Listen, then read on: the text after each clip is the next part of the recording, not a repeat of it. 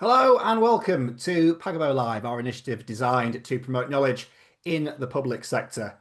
My name's Tom, and over the next hour, we'll be talking about unlocking the value in education estates with our panel of industry experts who I'll get to introduce themselves now, starting with John Clark.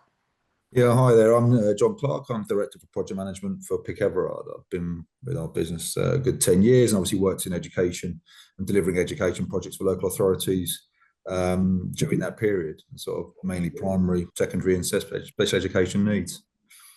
Super, thank you very much, John. Next up, Alan.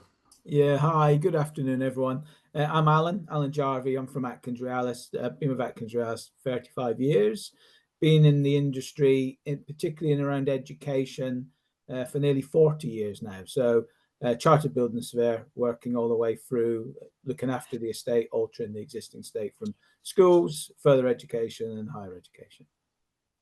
Super, thanks, Alan. Next up, Paul. Good afternoon, everyone. My name's Paul Harding, Ridge and Partners. I'm a partner.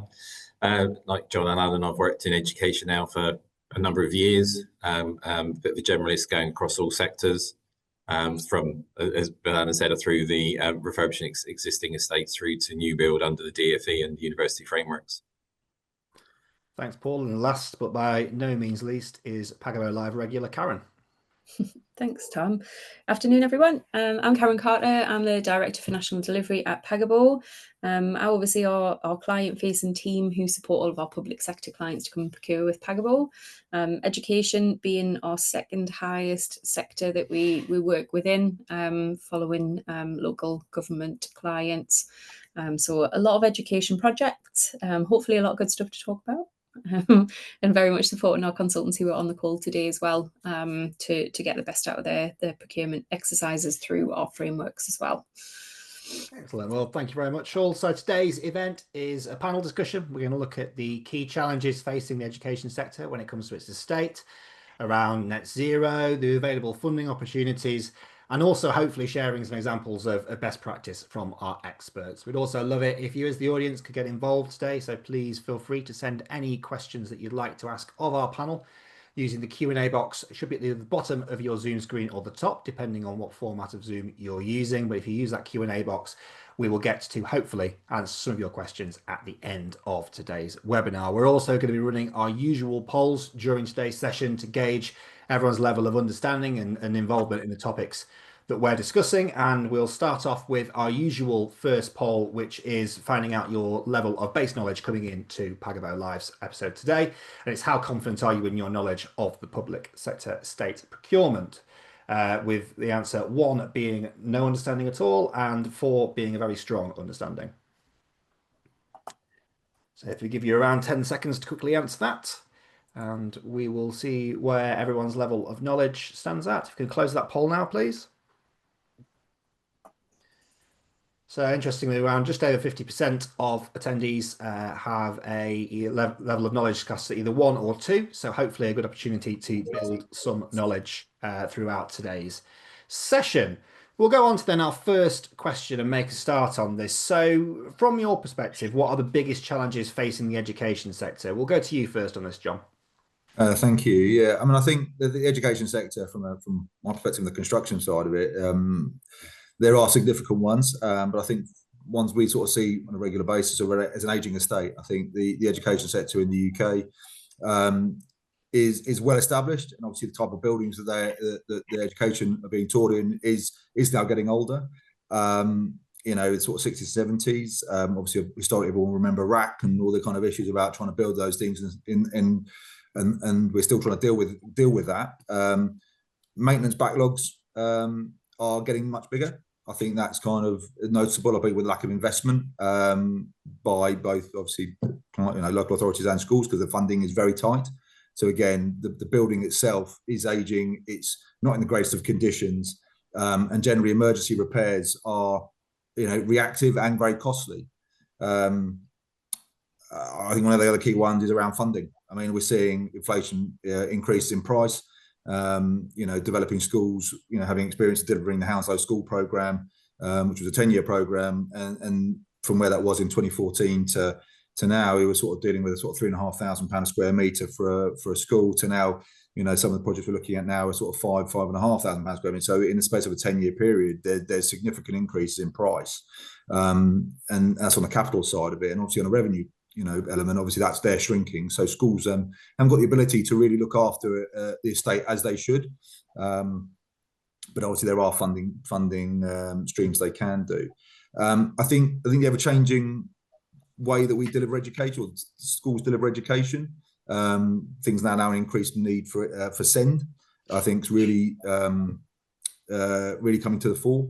And again, I think sometimes the buildings can't facilitate that, or need to be modified significantly to deal with the sort of more modern education needs, rather than sort of the standard blackboard and things like that standing in front of the class there. So it's more of that interactive sort of teaching and learning, and outside space as well. Again, some of the inner city London schools obviously have got very limited space and things like that. Like I said, I think changing and shifting demands, more SEND requirement. I think a lot of them are now sort of changing between blending SEND into existing sort of mainstream schools, or having specific SEND schools. So I think there's an ever-changing demand in requirements, both for councils and educators. And I think we've got to try and help the estate deal with that. Again, we'll talk about net zero today as well, but net zero is that ever carbon reduction, as I think is another big push and a big driver. Again, so refurb, and a lot of these schools obviously are quite old, I say, and have old-fashioned like critical windows and things like that, and obviously now to increase things like solar, air source heat pumps, and improving all those kind of areas to try and help improve their carbon efficiency.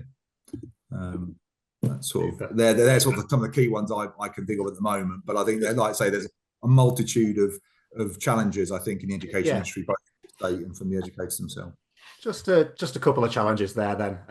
But, Paul, anything for you to add there? Because John's got a pretty comprehensive list of issues at the moment now. Yeah, when I was thinking about this earlier, probably the key thing, the overarching one, which goes across education, got obviously lots of different sectors through on it, and the consistent theme is the funding, being touched on. If you have independent schools, the VAT has put a pressure on what they're doing. Maintained schools have seen decreased over year on year. There's been a decrease in funding, and as John said, the price per square foot of actually developing and building new has gone out of pace with that, so that's put a pressure on it. FE colleges massively underfunded. They don't seem to get funded very well, but they've got a challenge in a changing, aging estate. And universities, there's been, with obviously overseas student numbers dropping, there's been quite a pressure on their finances, which has led them to it. So the challenge for all of us out on the back end of it is, how do you innovate, and how can you deliver quality spaces and maintain quality spaces with the budget funding issues that we've got? And Alan, does that tally with your experience? Yeah, it pretty much does, and that's the challenge we're following, isn't it? Going further on this, is most of those things have picked up. I mean, that change in demand, particularly around SEND provision, has been massive. That the need for adaptable and future-proof spaces is proving a challenge.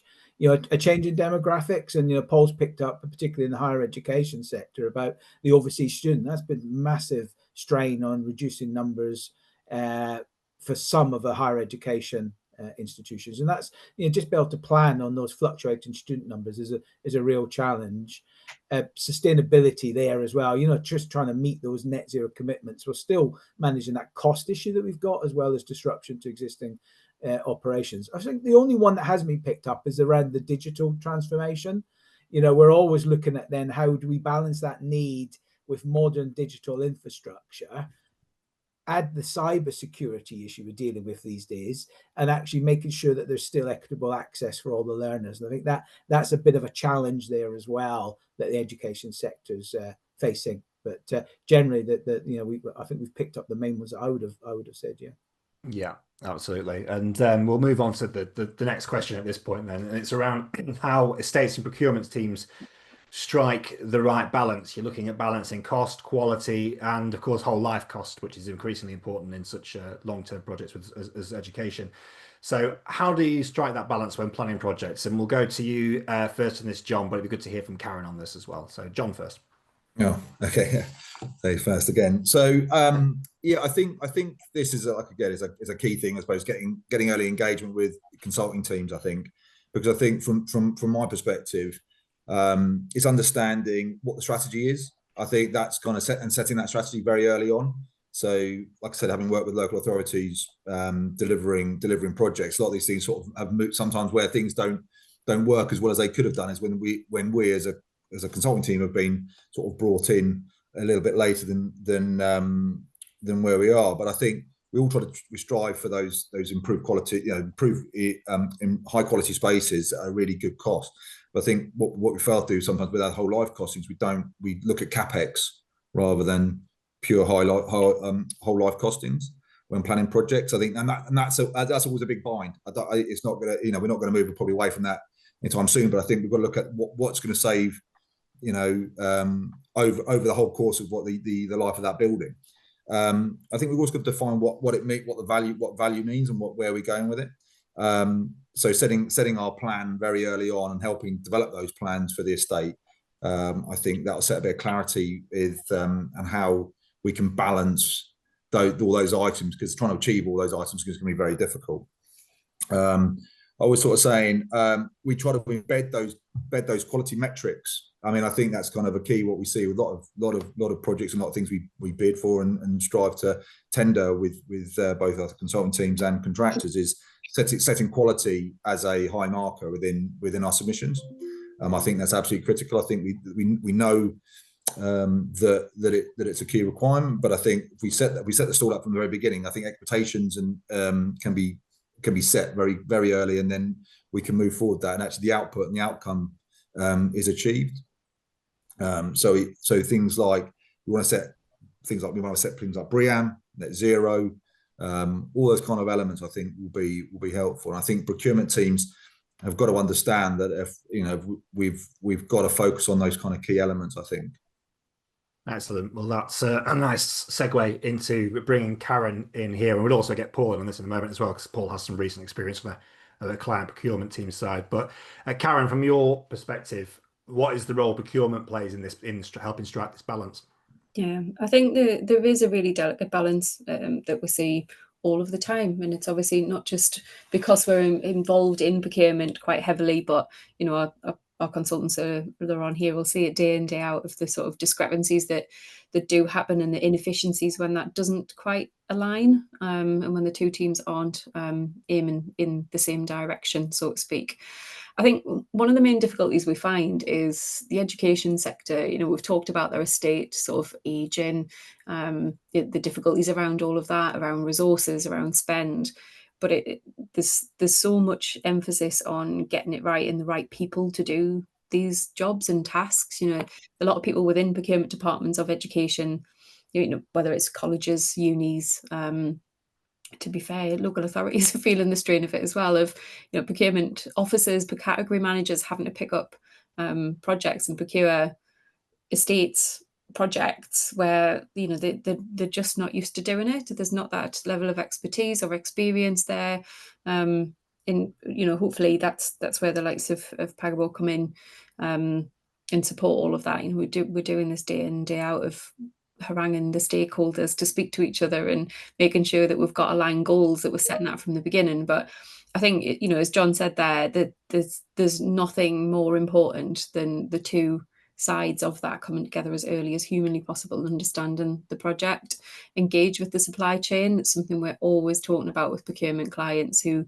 work with us, of it's not a taboo subject. You really need to engage. You don't have to do this on your own. I think it's a very sort of old-fashioned procurement sense, isn't it, of you lock yourself away in a cupboard and come booling out with an ITT that you're going to put out of the market, usually on a Friday afternoon before a school holiday, and need something back, and you're not going to get the results that you need from that. You need to go and speak to the experts out there and help to develop that strategy. So again, it's something where we're always advocating early engagement, early thought, if not engagement. But supply chain engagement can really help to develop a procurement strategy. Don't be scared of it. Brilliant. And Paul, your thoughts on this from your recent experiences? Yeah, no, thank you. I think Karen's touched on about the with estates teams and procurement teams being squeezed, or looking to put things out which isn't their field of expertise. We had a recent experience of a local authority, a good local authority, well run. They were looking to do, interestingly enough, it was some SEND work, just some adaptation alteration work, but they came out with this document which was so default safe, and it's almost like someone went into AO and asked, how do I procure a team to deliver a project? But they, instead of putting 600,000, they put 60 million in, because they asked for so many things. They clearly, the person doing it hadn't been asked, had asked for some input from a Karen or whoever about how do you actually go around and effectively procure and put together a team. And ultimately it resulted in them not actually getting any inquiries back.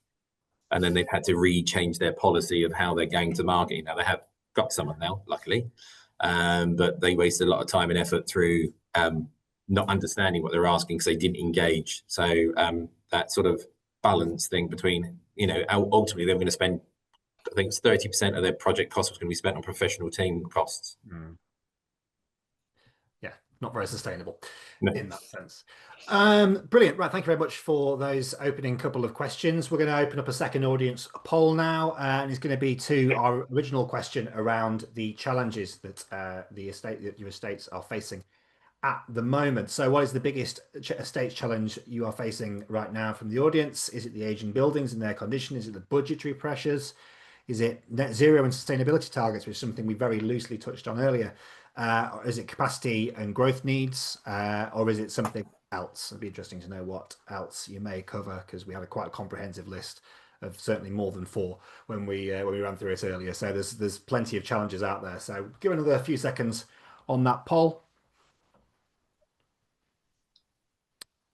And unsurprisingly, the biggest challenge that we're seeing is on budgetary pressures. Some 2/3 of respondents said that the budgetary pressures are the things that are really pushing them at the minute. Almost like we could have seen that coming, because the next question is about budgets, and it's going to go to you, Paul. So with those budgets being tighter than ever, what strategies can clients make use of to make most of their existing estates? I'll try and get my words out. Easy for you to say. So often it's the case before you actually start out on a project, it does surprise me how frequently estates don't know what they've got. Actually, have they, do an analysis of what you got before you even venture out for projects? Do you have, get some reverb, sorry. Do you have estate utilization? Do you know how often your spaces are being used? Do you have some areas where you've got pinch points on it? Just look at what you've got. And then underneath that, look at actually what the condition of it is, because sometimes you'll also start thinking about refurbishing a building, and actually you're building in a load of lifetime legacy issues because it's a poor building in a poor condition, and actually in 5 years' time, in 10 years' time, you're going to have to do some significant works to it, either be that through poor fabric efficiencies or through actually just aging construction type. So we've had this recently with a client who's got a large estate. Their revenue deficit this year, and they're actually looking at how that very principle they'd actually got through. So they're actually looking at that.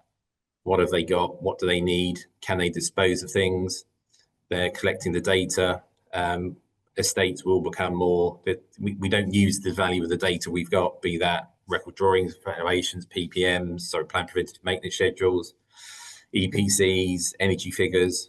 We've got a lot of data there, and we need to find a way of pulling it together. If you pull that all together, you can then you can help inform your decisions about where and what you spend your money on. Excellent. Thank you very much, Paul, for those insights on that one. We're going to move on to a topic that we just touched on very briefly earlier on, which is sustainability and net zero and the ambitions around those, and ensuring that they're embedded into procurement. We'll go to you on this one first, Karen, because I know that obviously Pagabo, in fact, our last Pagabo Live was discussing the public sector decarb white paper that Pagabo has produced. So what were the key findings that found within the education sector, and how can that answer the question on screen there? Yeah, I think probably just sort of quoting a few findings from that for discussion with the other guys on here. I don't know whether it was anything that we didn't expect, to be quite fair, but alarming probably is more of a better term than surprising. I think just reflective of some of the poll questions as well. Interesting to see that net zero option there just didn't get any votes. No one's seeing that as an issue at the minute, which would be interesting to see if anyone's got any further thoughts on that to pop in the comments and stuff as well. But yeah, some of the sort of key takeaways that we found from that.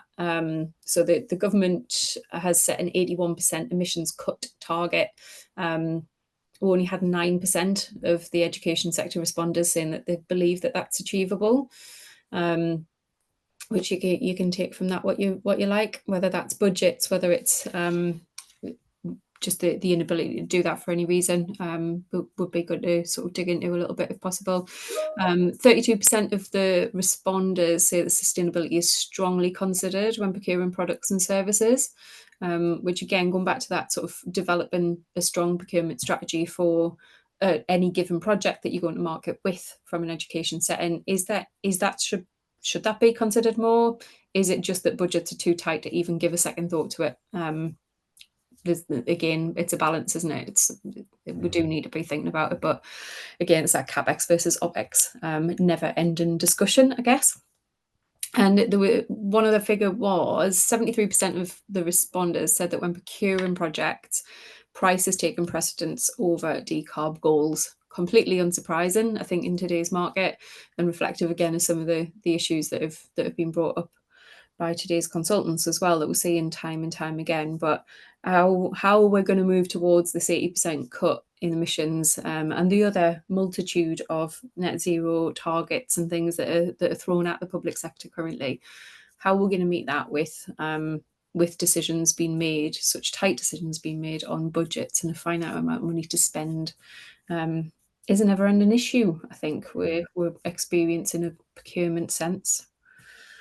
So I don't have answers, Tom, I'm afraid. Oh, well, you brought plenty of stats to the conversation at the very least, Karen. Have thoughts, no thoughts without answers. Alan, I'd be interested to get your view on this. I mean, 73% of respondents to that survey said they'd put price over decarbonisation. Not surprising, but slightly alarming. Yeah, no, that's dead right. We're seeing exactly the same, really. I think there's a few things we can do to try and shift that, though, and that's what is important here. Is that, you know, I think being a bit clearer, set clear, measurable requirements early. You know what? It's more of an outcomes-based thing, really. So we want sustainability outcomes really at the brief stage. All too often, this is coming in much later in the project, you know, which could be costly refits, it's scope creep, there's all sorts of things later on. But if we can just be a little bit clearer at the front end, can help strike a bit of a better balance and the buy-in around that. And I think around, you know, performance-based specifications, again, that's a focus on outcomes. You know, rather than giving prescriptive measures, is actually just being almost a performance-based. This is what we want from that. And that then, what it does, it allows a bit of innovation and then will drive a bit of cost efficiency. Other ways we've seen this being embedded is actually, you know, include some decent sustainability KPIs in there with some sort of reward mechanism. And that then allows people to bring some further low carbon solutions within budget, rather than, I say, going back down to this prescriptive route. So I think there's more we can do to try and get that little bit of a better balance, because all too often it just keeps coming back to cost. And I think there's some basics at times that we're missing. If we were just to incentivize things a little bit more and being a little bit clearer around, I say, more outcome-based solutions, I think it would be, we'd sort of start to close that gap a little bit. The opportunity to address the balance ever so slightly is one that should really be taken. Well, let's get the audience's view on this. We've got another poll here to gauge where people are in their journey to net zero estates. So whereabouts are you? Are you just starting? Are you in planning? Are you actively delivering projects towards a net zero estate, or have you not started at all? And that will be very reflective, I think, of the questions that we've just asked around budget. And it'll be interesting to see whether the responses here match up with the findings of the decarbonisation white paper from Pagabo, which, cheeky plug, you can download from the Pagabo website as well. Good, interesting read, let me tell you. Okay, if you can end that poll now, please. So that is actually probably quite an encouraging result, in that 50% of those that responded say they are actively delivering projects towards a net zero estate. So it's not that they necessarily aren't focused on it. It is just obviously the challenges that are put in front of them by the budgetary constraints, and hopefully those that haven't started or just started or have just started are looking at solutions along the way there. So we're going to go on to a little conversation now around kind of funding models and opportunities, because that's been a little bit doom and gloom to start off with, and looking at the challenges. Let's look at some of the potential opportunities and how things can be done better. So what funding models and opportunities are available to education estates teams right now? We'll go to you first on this, Alan, please. Me first, Tom, on that one? Yes, please, if you can. Yeah, sorry, yeah. So this it's quite interesting, this one at the moment. There's a number of routes that are available, as we know, to education estates. Some of them well trodden and well defined, but we are starting to see a few more emerging picture to deal, which is inevitably a large funding gap. Paul's already picked up around some of the deficits that sit around the local authorities. We're already seeing some of the deficits that sitting around higher education institutions. Clearly, there's got to be an alternative way of looking at it. So, there's things like, as we know, around the government capital funding streams. We've got the school condition allocations, which people don't know about. There's the condition improvement funds, devolve capital, those sort of things. So these are well-trodden, known routes. There's also targeted grants, things like the school rebuilding program, which has, in my view, some mixed views around that. It's not really moved at the pace and scale it should have. Also seem to go through an endless number of re-procurement as well, going through the TA role with DFE and the TAS 25 into the contractors procurement route. So again, you start building a bit of momentum, then go for a re-procurement again. But certainly the school rebuilding program hasn't delivered at the pace it's really needed. There's some good successes there, a bit more there to do. There's things like additional funding being released more recently around further and higher education colleges, so the Capital Transformation Fund and the T Capital Fund. Again, is that coming at the pace that's actually needed? We've also seen some good success, I think, around the public sector decarbonisation schemes and some of the SAIL-X funding. But again, there's been a shift in that there isn't enough there. I find that organisations that are geared up, the bigger trusts, for example, can get in quicker, do a better submission and get more of the money, whereas the ones that really probably need it the most aren't maybe getting their share. It's changed more like that it's not gone on sort of first in, it's actually been spread out a little bit more. But the bit that's really, I suppose, interesting me more is looking at around sort of alternative and partnership models. Now, this is going back into public-private partnerships again, and looking around, certainly on this panel, the age we are, we've all gone and lived through some of the PFI schools in the past, particularly. But look, it's something like that has got to happen. There's got to be a different way of closing the gap, and private finance is going to come into it. And so we've got to learn from what's been done in the past. There's got to be a better way of doing this coming forward. And there's some decent models, actually, like the mutual investment model in Wales, for example, which is starting to deliver at pace. It's a bit more accountable and ownership between private and public sector. So I think there's some stuff available now, but it's going to have to change, because we're going to have to close the gap. It's too big. And I think for me, it's going to be more of the private partnerships that are going to be able to do that. Interesting stuff there. And Karen, any thoughts from you on this and opportunities that you're seeing? I think not massively on top of what Alan said there. I think there's been some really good examples of how funding's supported education establishments, and some really, really bad ones, to be fair. I think the major problem that we're seeing is procurement's failing and not getting that strategy right. I think it all loops back in one big circle, doesn't it? So not wanting to labour too much on the point, but having a strong strategy, and I think going back to right from the beginning what John was saying there, understanding your estate. Like there's so many people with, especially multi-asseted estates, like the likes of multi-academy trusts, local authorities trying to keep a handle on what their school estate looks like, in school-owned education. It's not an easy task, and again, it's trying to do that. I know budget's tight. We've got to look at where the money's being spent to the best of the ability, but investing in really understanding your estate and understanding what the priorities are and planning for those, having a solid plan that you can see through that's achievable, and plugging in funding. There's so much opportunity for funding. And you've got to be in the know. You've got to be working with the right people. Some of the guys on this call will have seen it time and time and again, and these are the experts in it. They really understand what you need to be evidencing, what you need to be shown to get hold of the money to support your estate, and not wasting your time bidding stuff that actually isn't in your plan. You don't really need it. And you get money that you can't then spend because it's not in your plan, your estate's not right. So much wasted time and effort, I think, that goes into so many aspects of funding models. But yeah, understand what you've got, understand what you need, and understand what you can go and get to help achieve your goals, I think, is the key thing with that. And just plan your procurement. You don't want to be wasting time and losing your money because you've got to hand it back. It's not pleasant. Super. Well, thank you very much to the panel for everything so far. We're about halfway through today's questions and today's session. Just a reminder that you can submit any questions that you'd like to put to the panel through our Q&A function. You find it either at the bottom or the top of your Zoom screen. Feel free to put any questions in there and we'll do our very best to get to them by the end of today's episode of Pagabo Live. We're going to move on to now a question we touched on it earlier around early engagement with consultants and suppliers and how it can set projects up for success.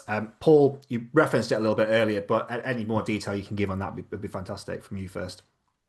Yeah, I think the key thing to any engagement is clients actually understanding what they need, not what they want, is actually what they need. Quite often I think Karen touched actually on the funding and things. There's no point going for funding if it doesn't align to a strategy or a plan. Sometimes there's an encouragement to go big and actually go a bit aspirational, and that can then lead into abortive cost, wasted time, frustration, which then ultimately doesn't lend you to get to the end solution. And I think the key and on that engagement about that brief is what you need is you don't need to know the answer, you just need to know what your outcome wants to be. And the outcome, as Alan was saying, about outcome-based solution. If you want something, understand what you want and then bring whatever that team is you need around you. So be that an educationalist to come along and actually look at how you're doing it. Is it someone from an estates point of view? Do you have too much land, and do you need, actually you're better off petitioning off, you've got too many buildings, and getting the right people on board to help you sort of come up with that decision. I say you don't need to know the answer. The most frustrating thing I find when you go through this process is when people are either advised from whatever area and they go too big or they get too ambitious and they haven't aligned it to their budget. So getting, I'm not a QS, but getting someone to put a meaningful and accurate cost estimate to what you're doing, and then looking to shape what your wants are to that. We wouldn't do it at home. None of us would start building a huge extension on the back of our house if we didn't have the money. Well, maybe someone does, but I wouldn't. But so how would you go? How would you go around actually doing that? And once you get that engagement, let's say it's just getting the right partners. I mean, a good example of where I've seen it work really well, and it wasn't my plan to do the engagement. It was a client did it, so it was in John's touched on Hounslow, but we have done over a number of years. We've worked with some school upgrade refurbishments funded by Heathrow in the Hounslow area, and it's all to do with overheating and noise. And they've just joined a large joint venture to deliver a lot of improvements in that area so that the people are less impacted and schools are less impacted and academic outcomes are less impacted. But what was key to them is that fundamentally they set a very high level simple brief, which is we need you to make those schools function broadly as if they were brand new classrooms. There was other words and contracts and stuff behind it, but the fundamental brief is you go off and come up with a solution which means that we will meet the overheating and the air quality. And they allowed the team to then go off and come back with a solution or solutions, because the risk is that no two schools are identical, and therefore sometimes there's too much of a drive to adopt exactly the same approach and just cookie cutter it across different buildings. So in that instance, they got Kier on board early. There are other contractors available for anyone else on there. They just happened to be the ones. In fairness, the team they brought on were open and progressive in how they approached it. And we then would have to go through each school in rotation. We'd engage with HAL as the funder, Hounslow as the authority, but the stakeholders in the schools and the governors as well. And through that, you were able to then come out with a fully resolved picture.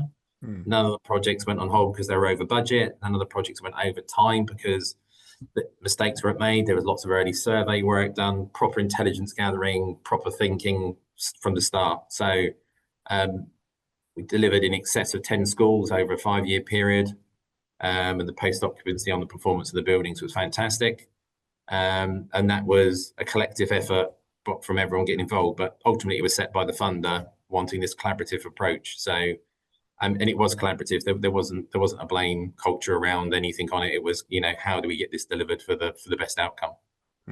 A really interesting case study there of how it can work really well. And before we move on to the next question, we'll go on to John on this. John, how much easier are projects to project manage when there has been that early engagement and it's hugely there's a huge difference. I think, like I say, trying to sort of say push water uphill when it's already well advanced and trying to get to an outcome that no one wants to see and it becomes sort of unattractive in the marketplace to contractors, and you get the wrong answer.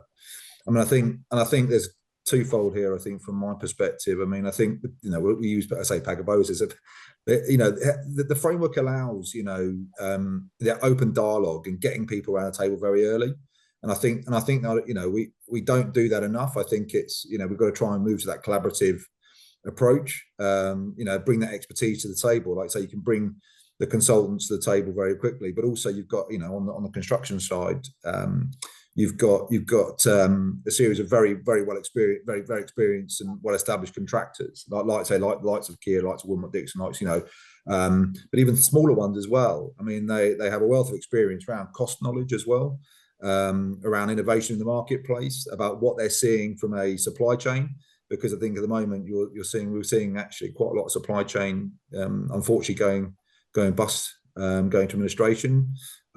So we as consultants, me as a consultant, and trying to advise clients and trying to keep them up to speed of what's happening in the marketplace is absolutely critical, to allow them to make the right decisions at the right time and giving them the right advice.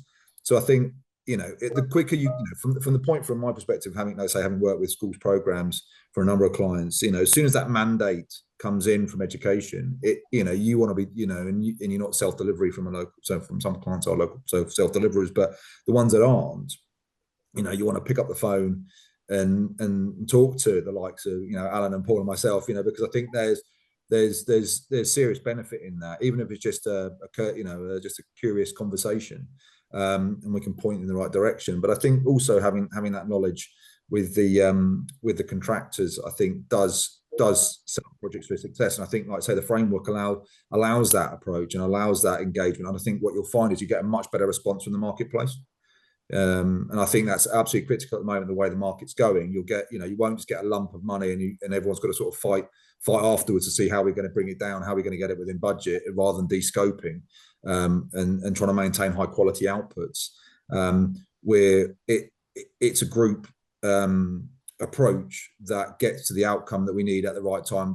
Like I say, schools, there's children coming, and I think, that's one of the critical things that we never look at on programs is schools program, probably unlike others, is so finite that there are children coming as of the 1st of September, whether you're complete or not, and we want to make sure that we deliver those outcomes and those class places and those extra spaces in readiness for that. And like I say, if we do it in isolation and in silos, the outcomes won't be achieved, and it reflects badly on the clients and the school, and obviously on us as consultants. So brilliant stuff. John has queued us up really nicely to a discussion around the framework side of things as well, and we'll come to you on this one briefly. Karen, obviously procurement frameworks are widely used within education. You mentioned that it's Pagabo's second biggest sector in which it works. So what are the advantages of using frameworks within the education sector?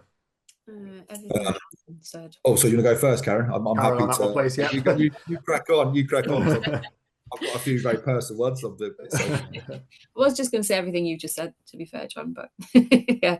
I think, without obviously speaking too much from a Pagabo perspective, I think generally, exactly as John just said, the engagements there, frameworks, there's loads of benefits. I could talk forever. We could have a whole session. That's my job, isn't it? I should be able to talk forever about why frameworks are great.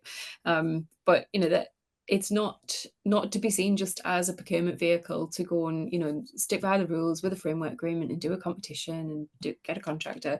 You really need to be planning it and getting these guys on board. You effectively will have this conversation a lot with not education. It's by no means purely within this sector, but looking at, even if you've got a consultant partner on board and you're starting to think, right, what are we going to do, or how are we going to plan the construction element of it and get a contractor on board, you're looking at a lot of a framework. Roughly what it's going to cost. You certainly know where it is. You've got a set of contractors here. Ultimately, one of them are going to build it, and you're going to spend a hell of a lot of time with these people building your school and getting it right for those kids coming in and making sure it's fit for purpose and it's got all the spec that you need within it, or it might not have, and you're kind of making compromises. You're going to be working with these people a lot and they're not going to go away. So get a hold of them, get them in. You're within this sort of this compliant bubble. And as long as you're doing the right things by everyone within that, you're not doing anything wrong. So that's, to me, one of the main benefits of a framework is having a group of people who are experts in the industry to go and talk to. And, we support that and we can facilitate that. And we're the procurement experts in that conversation. If I can blow my own trumpet a little bit, I'll call myself an expert for the purpose of this call. But, that harnessing and bringing all that together and facilitating that's really a lot of our job. I've never built a school. Pagabo have never built a school. But all of these guys have, and they're the ones that are going to be able to sit beside you as a college or a uni or a school, whatever it is that you're doing, and understand how you get from A to B and on to Z in the best possible way. And they're not there to create problems, or they'll be putting their best foot forward. And obviously they want to be the ones to do it, and that's good. Have a bit of competitive tension, let people see what it is that you're trying to achieve. And, it gets buy-in. You get multiple people wanting to engage in it. They want to come and partner with you, and be a bit warts and all with stuff. If there's risks in the project, don't hide them, get them out, air them on a table. It's one of the first questions we ask clients. That's fine. You can build a building. You can all do that day in, day out. But what keeps you up at night? What's your problems? What are you coming to work thinking, oh Christ, I still have to sort that out? Like, what are those problems? They're the bits that you really need your help with to get over, de-risk it as much as you can and move forward. And again, I think that's where a framework setting and a partnering type arrangement with framework provider can really, really add value to that. No one's judging, no one's looking at your project and going, oh Christ, they're only at this stage, or they haven't got those surveys done. We know what we need to do to get you there, and we're going to help and support it. I think that's one of the major things. I think, just touching probably a little bit more on Pagabo's ethos around that, where as a framework host, we manage frameworks on behalf of the public sector. A lot of that is with the education sector. We've got two really big partners that we work with, the Red Kite Learning Trust and the Education Alliance, who are big multi-academy trusts within Yorkshire. We work with those guys a lot to understand the education sector before we come to market with our frameworks. A lot of them they host themselves, but they're still input into the likes of our Major Works framework that isn't hosted by them, but they have a lot of input and sector knowledge ingrained within all of the frameworks that we procure. And that's really, one of the big driving factors behind our frameworks, and the people who work here, and the sort of people side of that is to do the right thing within education. It's so important. And I think it was you, John, that said, the children are coming whether we like it or not, and we need them to be there. And I think for anyone with kids of sort of school age, that aging estate that we've got now, my kids are constantly coming in from school and going, oh, I sat in science, I was boiling, I was freezing, the teacher won't open the window, and all of this, it impacts people all of the time. And housing does the same, and the NHS trust and the money that they're spending does the same. Thinking back about the importance of procurement and getting that right and spending your money in the right places, the impact that has on young people within the education sector is massive. And we're impacting their outcomes and their futures. We need to get it right. And that's probably I'm going off on a tangent on a hobby horse about the youth of today. And maybe they're always freezing or boiling or whinging about something. But I think the environment, that education environment, is vitally important for how we're going to progress our youth and get them into the wonderful world of construction in some cases, hopefully. But yeah, we need to get it right. Super, thank you very much. Just on that and building quickly on Karen's, if you don't mind, is that there's an important thing there, and particularly when you look at schools, quite often there's a need now, as we've touched on. So the whole speed and efficiency is fairly obvious, but the one that I think I'm seeing more and more of my clients is more around this compliance. So it's access to experts around public procurement, and particularly changes in the regulations. And that's massive, a constant fear, a challenge as well. Huge cost of procurement these days and running a competition. And why wouldn't you take some expert advice on that? And it's a minefield out there at the moment. So this whole cost around running the procurement and getting it right is so important. And actually, a lot of the frameworks we know, I'm a huge advocate for it. I've worked for many years, 20 odd years on all different frameworks, including Pagabo.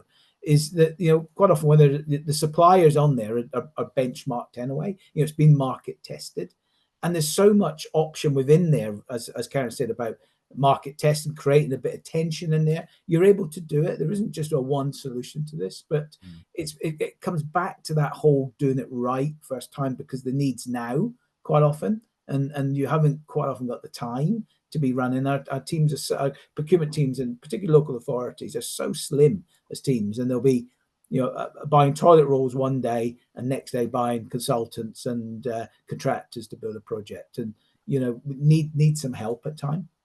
Yeah. Excellent. We'll shift on to the next section, because I know we could definitely talk about this all day. I know there's plenty of opinions around the table, but we'll need to move on to our last section so we can get hopefully some time for some Q&As at the end. So the question here for our audience poll, our final audience poll, was: how often do you currently use procurement frameworks for your consultancy services? Is it regularly? Is it occasionally? Is it rarely? Or is it never? So how often do you currently use procurement frameworks for consultancy services? Regularly, occasionally, rarely, or never? And if we could close that poll now, please. And excellent news for the Pagabo contingent here today is that 56% of those who responded say they regularly use it, and 11% said occasionally. So more than 2/3 either regularly or occasionally use frameworks as part of their procurement approach. So we're just going to go on to a few lessons learned from recent projects within the education estate that could potentially be applied elsewhere. Some best practice here. So, Alan, any best practice for you to share from recent projects that you guys have worked on? Yeah, there's quite a few in the education sector. I think there is a lot of local authorities trying to make a bit of a difference, particularly at the moment when you're looking at SEND provision. Again, you talk about that need now. There is a huge cost to authorities. There's a massive gap, huge cost of moving kids around outside of the county. When we need interventions now for probably the children that need it the most as well. So I'm working with one client in Bracknell Forest Council on their safety valve program, and really for them they've just had to be bold. They've had to be bold in their ambitions.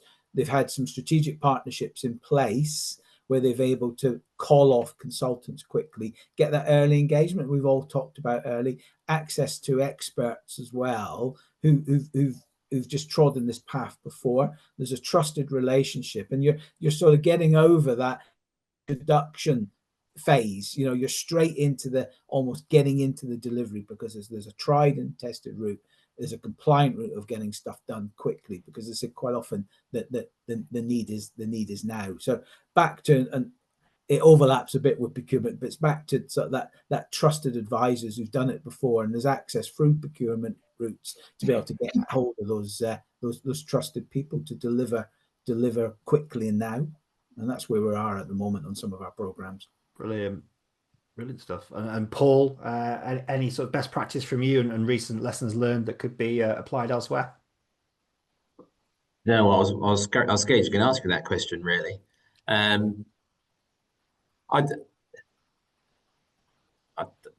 Probably goes back to that when you talk about the engagement process. The best practice is when you do engage, and we do know that some other public estates and frameworks, they go through a quite binary process of procurement, and therefore engaging with market early, understanding what you want, and actually then coming out with a meaningful brief is when you do get them, that you see those come out. So we recently have worked with a Academy Trust around actually putting together a framework document, so there's some consistency about how they do that, and that was prompted by their desire to improve what they're doing and getting a better end product. More outcome based, like Alan was touching on earlier, about actually looking at what they wanted to achieve at the end of it. Often you see with other estates and other sort of public procurement that it's unclear what they're ultimately looking to achieve. So a bit of clarity around what you're looking to achieve, and then trusting, enabling and entrusting your professional services and contracting partners to work towards achieving that.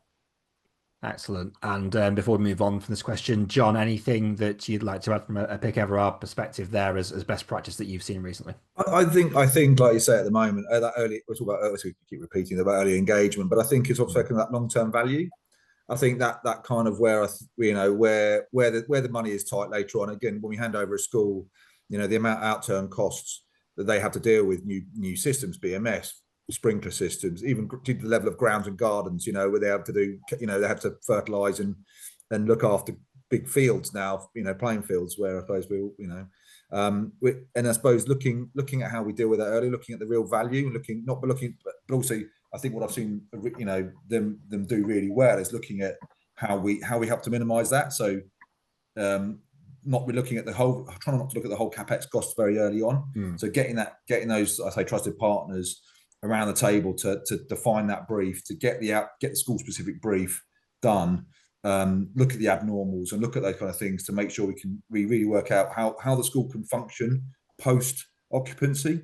And I think that's kind of what I do think other local sort of government or public sector clients need to focus on. I think because again it's that whole life costing. I think that we probably sometimes we don't probably think about until we're trying to go back and refurbish a school that we probably did about 10 years ago, and I think that's the key thing. I think now where the market's going for us, especially in Pick Everard, is how do we're looking at circular economy and all those kind of things, I think in education projects, and I think that's sort of driving our way of thinking as a business and about how we can really help and make a difference early on. Well, that's some good stuff there from all of our panel. We're going to finish off with a couple of quick ones. So looking ahead, and we'll go to you on this one, Alan, for a response. Looking ahead, what are the key trends in education estates and what the clients should be and start preparing for right now? Yeah, I think a big one we're seeing this coming out through the DFE as well is around well-being, and we call it human-centric design, but there's more an emphasis now on sort of the natural light, acoustics, biophilic elements of that. It's all around the whole student experience and staff well-being. That's not going to go away. That the access to the outside environment is really, really important, but also that we're actually, there's resilience and future proofing in what we're doing. Massively important. There isn't the funding to be doing stuff again.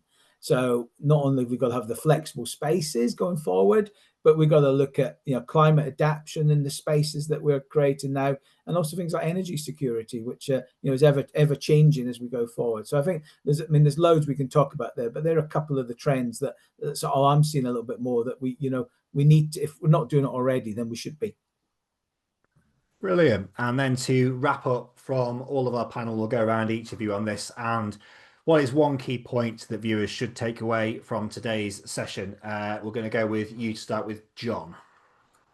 I think one of the key things for me today, I think that there's lots of issues in delivering education schemes, but I think there are people out here like Alan and Paul and myself that to help. There are industry experts that are very available, like I say, and very easily available via things like the Pagabo framework and other frameworks. I think that don't feel you're on your own, and you lack the expertise or the knowledge.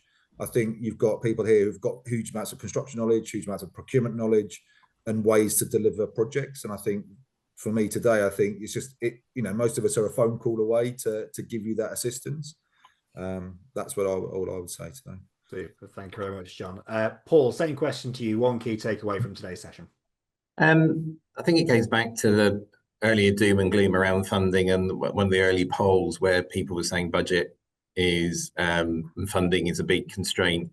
I mean, and then the counter argument after this about the doom, there are lots of people who can help you deliver successful projects even with that funding, and it goes back to just matching your budget and your wants at the start. So once you get that right, everything else gets a lot easier.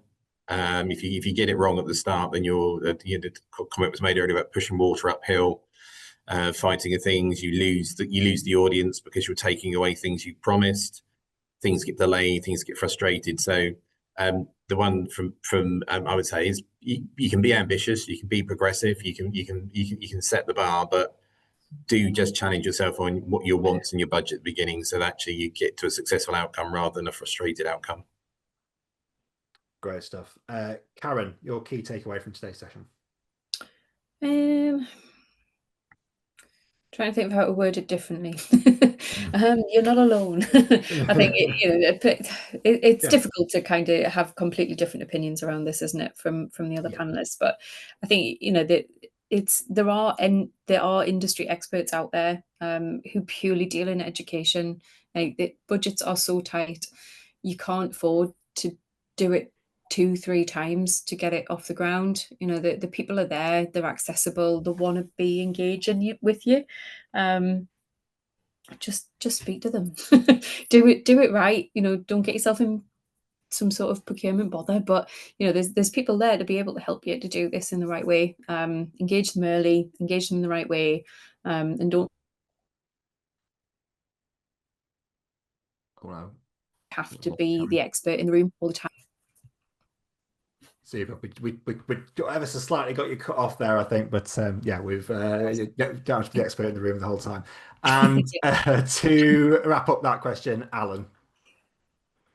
Yeah, I think I'm going to be terribly boring and say something fairly similar. We talked about outcomes-based solutions, and definitely collaboration delivers better outcomes. Now, whether that's through frameworks, through partnerships, but I know that shared expertise will unlock efficiency, will unlock innovation, and it'll help deal with all of the things we talked about today.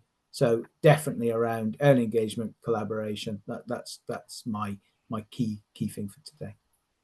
Super. Well, we'll just fire up one final audience poll, which is reflective of the information that we've shared today. So how confident are you now in your knowledge in the public sector estates procurement? So 1 being no understanding and 4 being a very strong understanding. There's quite a lot of 1s and 2s when we first started, so hopefully a lot more 3s and 4s. So 1 being no understanding and 4 being a very strong understanding. You close the poll now. Excellent. You've done a good job because nobody's still there at 0, so that's a good start. So yeah, around 85% of people are now in that higher end of understanding. So great stuff. Thank you very much to the panel for helping build that level of understanding. We've got a very short amount of time for a Q&A. We are running slightly over, but we want to try and make sure that we've got the question answered that has come in, which has come from an Emily Fitch, who is an architect who has built schools from early stage through to delivery and several school refurbishments. And her question, and we'll go to you on this one, Alan, when do you prioritize engagement with architects who are trained to undertake this type of project? I think we probably touched on it as early as we possibly can. Yeah. And it's as simple as that. I mean, it depends on how the procurement takes shape, but coming from my part of the business, which is a multidisciplinary business, which includes architects, as part of the core team from day one.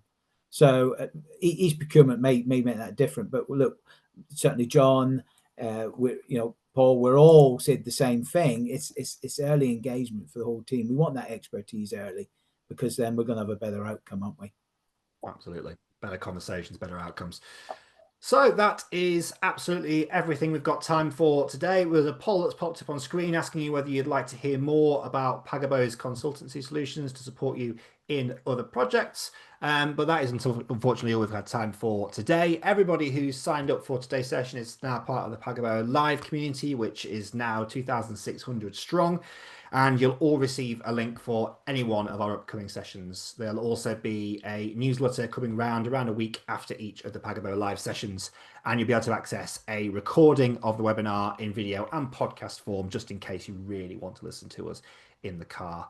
You'll also be able to claim a CPD credit for today's session, so you'll be receiving an email from the Pagabo team in the coming days over how you can do that. Our next Pagabo Live is actually in a couple of weeks' time, on Wednesday, 22nd of October, where we're going to be discussing how social value can be maximized. So thank you all again for your attendance today, and we hope to see you again next time. Thank you very much.